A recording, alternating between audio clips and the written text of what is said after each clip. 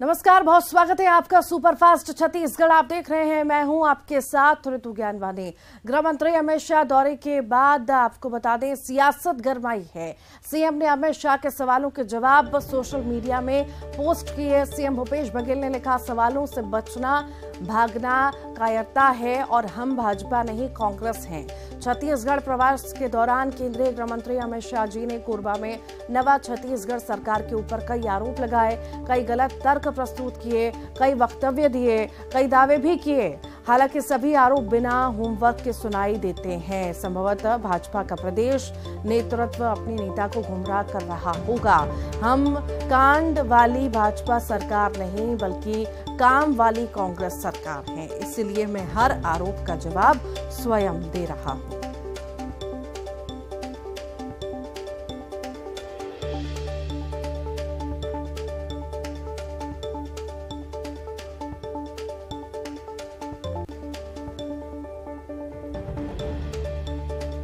CM ने अमित शाह के सवालों के जवाब सोशल मीडिया में पोस्ट किए हैं। सीएम भूपेश बघेल ने कई सारी बातें लिखी हैं। बता दें आपको, सवालों से बचना भागना कायरता है, उनके द्वारा ये लिखा गया है। साथ ही साथ आपको बताएं कि अमित शाह का दौरा था, जिसको लेकर के कई सारी बातें सीएम भूपेश बघेल ने कही हैं और निशाना साधा है। सियासत गरमा गई है, हम भाजपा नहीं कांग्रेस हैं, ये बात भूपेश बघेल द्वारा कही गई। कई गलत तर्क प्रस्तुत किए गए हैं, कई वक्तव्य, सभी आरोप बिना होमवर्क के सुनाई देते हैं। ये बातें सीएम भूपेश बघेल द्वारा लिखी गई हैं, सोशल मीडिया पर पोस्ट की गई हैं।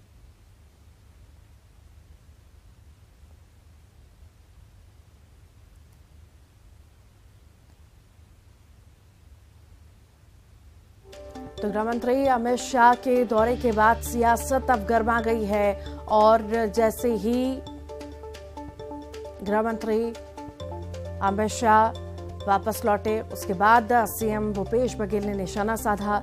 सियासत गरमा गई है, कई सारे आरोप जो हैं लगाए गए हैं। ज्यादा जानकारी के लिए डिप्टी एडिटर अभिषेक शुक्ल हमारे साथ जुड़ गए हैं। अभिषेक, केंद्रीय गृह मंत्री का दौरा था, बहुत महत्वपूर्ण था, खास था, उसके बाद सियासत पर गरमाई है। सीएम भूपेश बघेल ने कई सारी बातें लिखी हैं उनके लिए। बिल्कुल, तो देखिए, अमित शाह के दौरे के कई सारे मायने हैं और दौरे की शुरुआत और बल्कि अपने भाषण की शुरुआत ही पूरी तरह से पॉलिटिकल अंदाज में अमित शाह ने की थी और सरकार बदलने का जिक्र वहां करते हुए कांग्रेस सरकार पर, जो राज्य सरकार है, कई सवाल दागे थे मन से। और उसके बाद से ही माहौल यहाँ पर गर्म है। अमित शाह के जो सवाल थे, बहुत सारे विकास को लेकर, भ्रष्टाचार को लेकर बहुत से सवाल उन्होंने खड़े किए थे। उन्हीं सवालों के जवाब मुख्यमंत्री ने आज सोशल मीडिया पर पोस्ट किए हैं और उनका कहना है कि पॉलिटिकल सवाल है, उससे भागना कायरता है, इसीलिए मैं खुद पोस्ट कर रहा हूं। हम कांड वाली नहीं काम वाली भाजपा है, कहते हुए उन्होंने एक लंबा चौड़ा पोस्ट सोशल मीडिया पर किया है, जिसमें कई सारे सवालों के जवाब अमित शाह ने उठाए थे मन से, उनके जवाब देने की वहां पर कोशिश की है। तो माहौल निश्चित रूप से गरमा रहा है और अमित शाह ने इसकी शुरुआत अपने दौरे से कर दी थी, जिसका जवाब मुख्यमंत्री भूपेश बघेल ने अपने सोशल मीडिया पोस्ट के जरिए किया है और जो आरोप थे उनका जवाब देने की मुख्यमंत्री ने वहां पर कोशिश की है। अपने काम वहां पर गिनाए हैं, साथ ही भाजपा पर आरोप लगाया। खुलकर तमाम बातें अपने सोशल मीडिया पोस्ट पर मुख्यमंत्री ने लिखी हैं। हर एक सवाल का जवाब देने की मुख्यमंत्री ने कोशिश की है। ऋतु साल की शुरुआत समझिए, एक पॉलिटिकल अंदाज में दो दिग्गज लोगों के बीच के आरोप प्रत्यारोप से शुरुआत हो चुकी है और ये सिलसिला अब लंबा चलने वाला है। अभिषेक, यहाँ पे महत्वपूर्ण बात एक ये भी है कि कल सीएम भूपेश बघेल ने बयान दिया था और आज पोस्ट भी किया है। उनका साफ तौर से कहना है कि जो बीजेपी नेता हैं वो गुमराह कर रहे हैं, जो दिखाना चाहिए वो दिखा नहीं पा रहे, गलत चीजें दिखा रहे हैं, इससे भ्रम में है केंद्र। क्या मायने? बिल्कुल, उनके निशाने पर निश्चित रूप से, क्योंकि अमित शाह केंद्रीय नेता है, देश के नेता है, उनको टारगेट न करते हुए राज्य के नेताओं को टारगेट किया है मुख्यमंत्री भूपेश बघेल ने और कहा है कि केंद्र को गुमराह करते रहे हैं। ये आरोप पहले भी मुख्यमंत्री राज्य के भाजपा नेताओं पर लगाते रहे हैं। एक बार फिर से सोशल मीडिया पोस्ट पर उन्होंने ये आरोप लगाया है कि गुमराह किया जाता है केंद्र के नेताओं को, भाजपा नेताओं को। जी, आप लगातार बने रहिए। अनुराग अग्रवाल जी, बीजेपी नेता, हमारे साथ जुड़ गए हैं। अनुराग जी, बहुत स्वागत है आपका।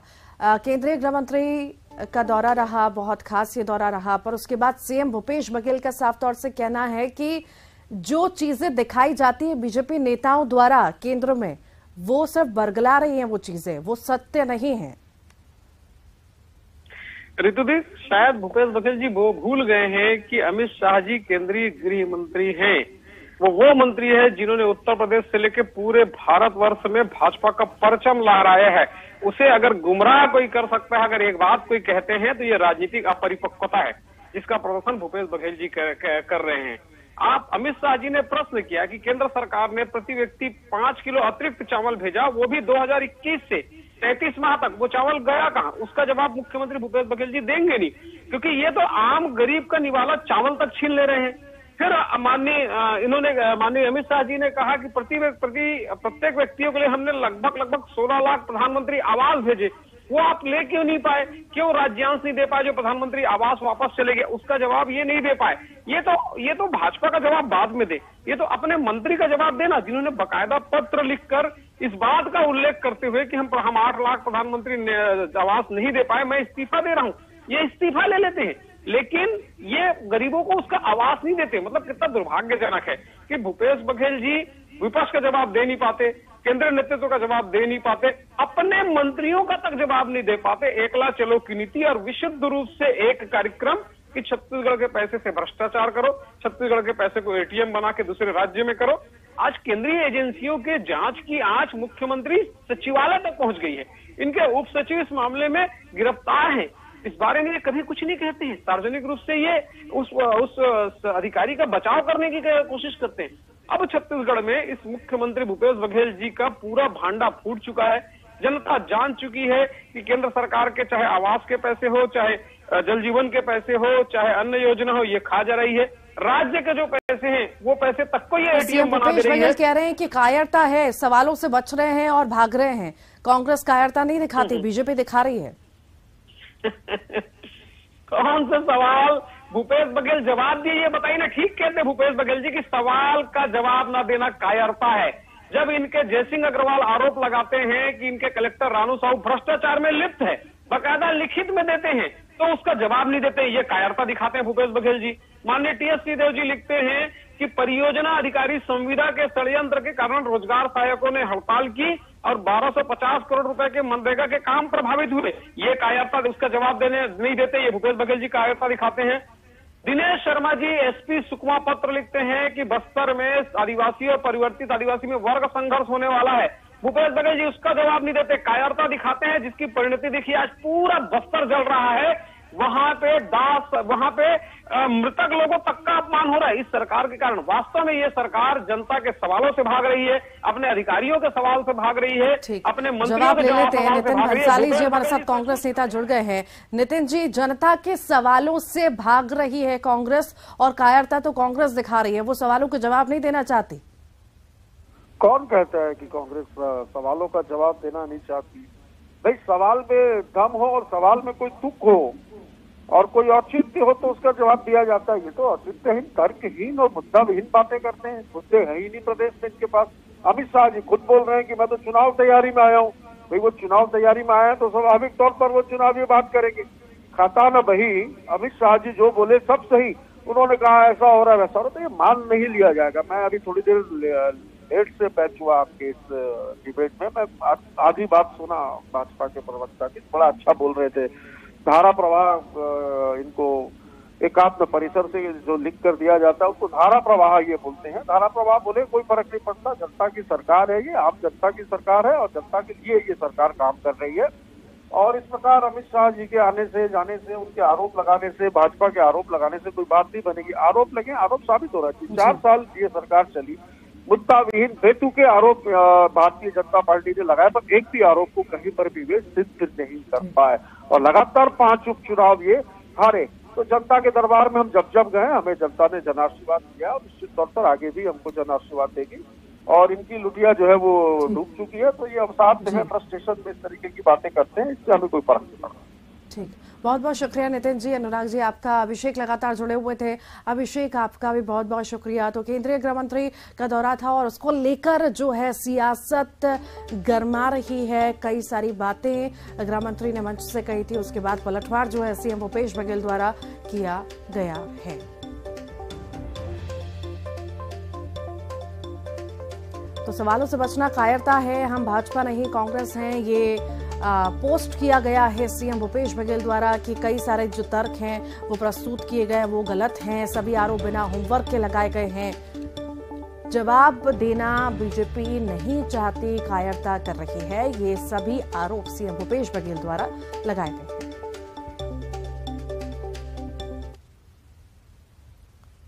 बालोद से बड़ी खबर है, सीएम भूपेश बघेल का बालोद दौरा है। भालकू कोन्हा में कबीर स्मृति महोत्सव है, सदगुरु कबीर स्मृति महोत्सव में शामिल हुए बड़ी संख्या में सीएम से मिलने के लिए लोग पहुंचे।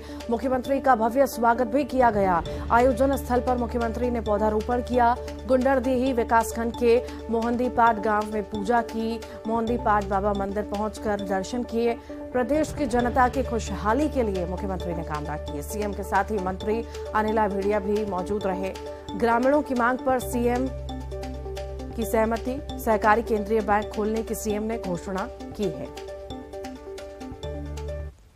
उन्होंने संकल्प लिया था कि 65 से अधिक सीटें जीतेगी और 68 सीट जीते भी। तो यहाँ के लोगों की मन्नत थी कि यहाँ आए एक बार फिर से सरकार बनने के बाद। तो आज अवसर मिला, मोहंदीपाट बाबा आए, दर्शन भी किए, पूजा पाठ भी किया और साथ ही यहाँ मोहंदीपाट बाबा को घोड़ा भी भेंट किया गया है, उसका भी मूर्ति।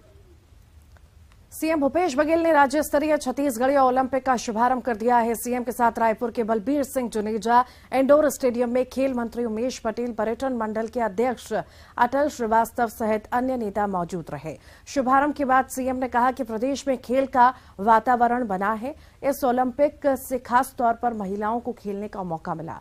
हर साल सितंबर और अक्टूबर में इस ओलंपिक का आयोजन होगा। ब्लॉक, क्लस्टर, जिला स्तर पर विजेता खिलाड़ियों को पुरस्कार देकर उनका हौसला बढ़ाया जाएगा। राज्य स्तरीय इस प्रतियोगिता में 5 संभाग से आए 1899 खिलाड़ी शामिल हो रहे हैं। 14 पारंपरिक खेलों के लिए प्रतिभागी अपना जौहर दिखाएंगे। रायपुर में 3 दिनों तक ये ओलंपिक चलेगा। 10 जनवरी को इसका समापन होगा।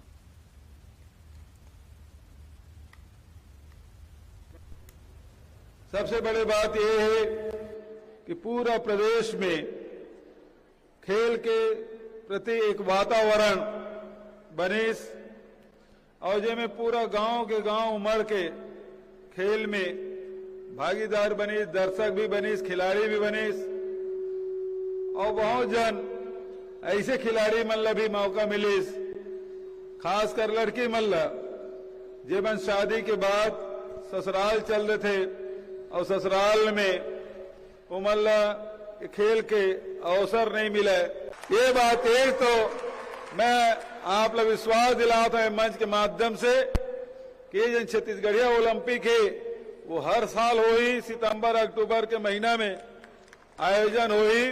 अब मैं कहा था कि क्लस्टर स्तर के जिन खेल हो है, ब्लॉक स्तर के जिन खेल हो है, जिला स्तर के, संभाग स्तर के और प्रदेश स्तर में जिन जिन भी प्रथम, द्वितीय, तृतीय आए सब लोग पुरस्कार मिली। बीजेपी के प्रदेश प्रभारी ओम प्रकाश माथुर ने जिला भाजपा कार्य समिति की बैठक की। बैठक के बाद माथुर ने कहा कि प्रदेश में सरकार बनाना कोई चुनौती नहीं है। उन्होंने 2023 विधानसभा चुनाव में प्रदेश में पूर्ण बहुमत की सरकार बनाने का दावा किया। उन्होंने कहा कि हम हर बूथ को सक्रिय कर पूरी तैयारी के साथ चुनाव लड़ेंगे। राजभवन और छत्तीसगढ़ सरकार के बीच जारी टकराव पर माथुर ने कहा कि कोई टकराहट नहीं है, ये तकनीकी मामला है। इधर ओम प्रकाश माथुर के बयान पर पीसीसी संचार प्रमुख ने पलटवार किया है।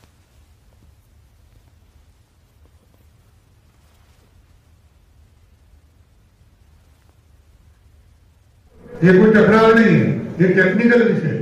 राज्यपाल ने इनको कहा कि पहले लॉ डिपार्टमेंट को भेजा जाए, उसके बाद हम करेंगे। एक तरफ तो राजस्थान, वहाँ कर्नाटक में आप जो है 50 से ऊपर जो आरक्षण का वो है ना, उसको आप वहाँ के राज्यपाल मंजूर कर रहे हैं। एक तरफ छत्तीसगढ़ में जो है उसको लौटा रहे हैं या नहीं कर रहे हैं, देरी कर रहे हैं। कर्नाटक क्यों चिंता करो, छत्तीसगढ़ की करो चिंता। ये पुराने राजस्थान का कर्नाटक का उदाहरण, कर्नाटक में आपकी सरकार है, समर्थन करते हैं कि नहीं करते? ये सारा निर्णय बताइए आप। ये पुराने नेताओं को कितने लोगों का टिकट कटेगा या सबको मिलेगा क्या? भविष्यवाणी का दायित्व आजकल सब प्रेस वालों को दे रहा है। ओम माथुर जी को मालूम है कि छत्तीसगढ़ में 2023 में भारतीय जनता पार्टी की सरकार बनने की दूर दूर तक कोई संभावना नहीं है, इसलिए वे आने वाले 2023 के चुनाव को किसी भी प्रकार की चुनौती के रूप में नहीं मानते हैं। दूसरी बात, छत्तीसगढ़ की जनता अभी तक भूली नहीं है 15 साल के भारतीय जनता पार्टी के कुशासन, भ्रष्टाचार को। तो ऐसे में भारतीय जनता पार्टी के द्वारा किस बिना पे सरकार बनाने का दावा किया जाएगा। 2018 के विधानसभा चुनाव में 2/3 बहुमत से हार के बाद लगातार भारतीय जनता पार्टी हार रही है, जनता का भरोसा खोते जा रही है। 5 उपचुनाव, नगरीय निकाय चुनाव, सारे के सारे महापौर, जिला पंचायत अध्यक्ष, भारतीय जनता पार्टी को जनता ने हर जगह नकारा है। तो ऐसे में ओम माथुर जी किस बिना पे 2023 में सरकार बनाने का दावा कर रहे हैं, ये उनका मुगालता है, इसके अलावा और कुछ नहीं। राजनांदगांव से बड़ी खबर है, भाजपा कोर कमेटी की बैठक शुरू हो चुकी है। संगठन के कार्यों की समीक्षा हो रही है। आगामी 3 महीने की कार्य योजना पर मुहर लगेगी। शिव प्रकाश, ओम माथुर समेत कई बड़े नेता मौजूद हैं।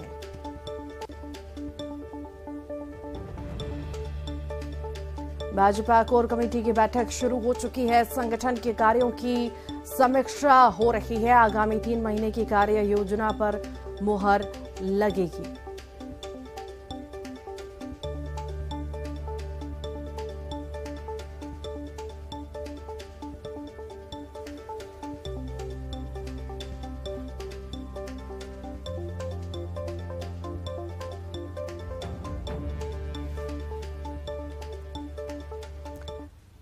भाजपा कोर कमेटी की बैठक हो रही है। आखिर क्या और कितनी खास है ये बैठक, हमारे साथ राकेश यादव सहयोगी जुड़ गए हैं।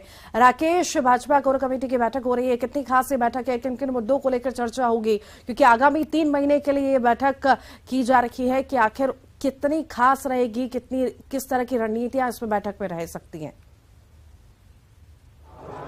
जी हाँ, तो निश्चित ही पूर्व मुख्यमंत्री रमन सिंह के विधानसभा क्षेत्र में भाजपा की जो प्रदेश कार्यकारिणी की जो बैठक है वो शुरू हो गई है और कोर समिति की बैठक शुरू हो गई है, जिसमें प्रदेश अध्यक्ष, प्रदेश प्रभारी सरोज पांडे, पूर्व मुख्यमंत्री रमन सिंह और जो भाजपा के आला नेता हैं वो शामिल हुए हैं। और इनकी बैठक लगातार जारी है और कल भी अहम बैठक होगी, जिसमें मोर्चा से संबंधित बैठक होगी, प्रदेश के जो आला नेता हैं उनकी बैठक होगी। 2 दिवसीय कार्यक्रम का आयोजन किया गया है और शोभनी के एक निजी होटल में इस कार्यक्रम का आयोजन किया गया है। और आने वाले जो 2023 का जो विधानसभा चुनाव है उसके लिए रणनीति बन रही है, क्योंकि 2023 में छत्तीसगढ़ में विधानसभा चुनाव होने हैं और यहाँ कांग्रेस सत्ता पे है और पूरी कोशिश करेगी भाजपा अपनी स्थिति को सुधारने के लिए, जीतने के लिए और यहाँ सत्ता में आने के लिए। ऋतु ठीक, बहुत बहुत शुक्रिया राकेश। और आइए अब देखेंगे 25 सेकंड में खबर। छत्तीसगढ़ ओलंपिक का आगाज, सीएम भूपेश बघेल ने किया शुभारंभ, खुद रेफरी बने सीएम। सीएम भूपेश बघेल पहुंचे भालकू कोनहा, बड़ी संख्या में सीएम से मिलने पहुंचे लोग। आयोजन स्थल पर मुख्यमंत्री ने किया पौधारोपण। बलौदाबाजार में कथावाचक प्रदीप मिश्रा का बड़ा बयान, कलाकार सुधर जाएं तो पूरा देश सुधर जाएगा, कपड़ों को लेकर कही बात। बलौदाबाजार में कथावाचक पंडित प्रदीप मिश्रा ने धर्मांतरण को लेकर दिया बड़ा बयान, कहा कि लोग हमारे बेटे बेटियों को भटका रहे हैं, हिंदू धर्म में विश्वास रखना होगा। राजनांदगांव में बीजेपी के प्रदेश पदाधिकारियों की बैठक का आयोजन, पूर्व मुख्यमंत्री डॉक्टर रमन सिंह, प्रदेश अध्यक्ष अरुण साफ समेत वरिष्ठ नेता रहे मौजूद।